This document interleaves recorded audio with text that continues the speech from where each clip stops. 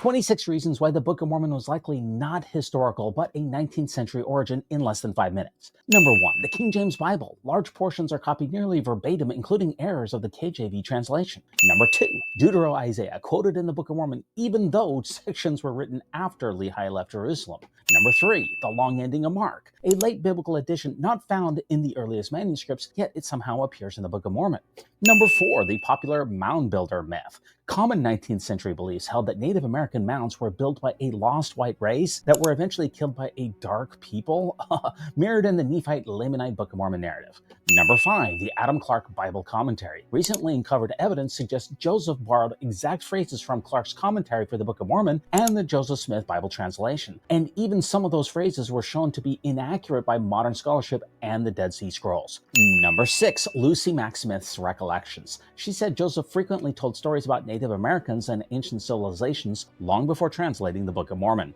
Number 7. Frontier Methodist sermons. Characters like King Benjamin deliver sermons very similar to those heard in the local Methodist camp meetings. Number 8. Focus on 1820s theological debates. The Book of Mormon tackles infant baptism, universalism, and revival-style conversion and sermons. Hot topics in the 1820s, but irrelevant to ancient Jews or Native Americans. Number 9 is the anti-Masonic themes. Warnings against secret combinations reflect the anti-Masonry panic of the 1820s and 30s after William Morgan was killed. Number 10. Anti-Catholic rhetoric. The Book of Mormon condemns the great and abominable church, mirroring the 19th century Protestant fears of Catholicism. Number 11. Democratic and Protestant ideals. There's an emphasis on religious liberty, personal salvation, personal scripture reading, saved by grace, the fall, all that stuff. Things foreign to ancient Israel, but central to 19th century America. Number 12. Jews practicing Christianity and Protestant anti-universalism. Ancient Jews performed Christian baptisms in the Book of Mormon and preach Christian theology that didn't exist until hundreds of years after Jesus. And the Book of Mormon seems to condemn universal salvation, echoing the doctrinal fights of Joseph's religious environment, including his father, who was a universalist. Number 13. Utopianism and the City of Enoch ideals. The depiction of a Zion-like community in 4th Nephi mirrors utopian Christian movements in the early 1800s.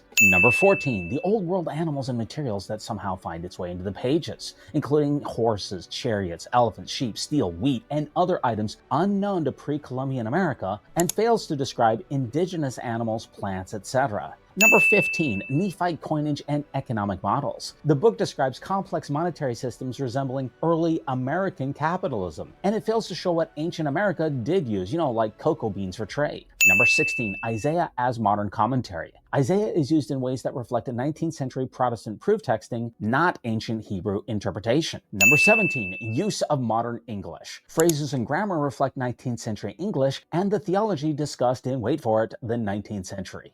Number 18. Chiasmus isn't unique or ancient. Literary forms in the Book of Mormon like chiasmus also appear in Pride and Prejudice, and it doesn't prove that book's authenticity. Even the Doctrine and Covenants has chiasmus. View of the Hebrews and the Late War also have chiasmus. Number 19. Skin curses reflect racist theories of the day. The Lamanites' skin of blackness represents a 19th century belief about race and divine curses, not ancient Jewish thought. Number 20. The War of 1812 influence. The book's war chapters reflect tactics, rhetoric, and ideology familiar to those who lived through or shortly after the War of 1812. Moroni also represents George Washington from the Revolutionary War. Number 21. Theological evolution in the text. Early editions contain Trinitarian or modalist language, later removed, which aligns with Joseph Smith's shifting conception of the Godhood. Number 22. Joseph Smith Sr.'s Tree of Life vision, which is nearly identical to Lehi's vision found in 1st Nephi. Number 23. The View of the Hebrews, a book published in 1823 proposing Native Americans were descendants from Israelites.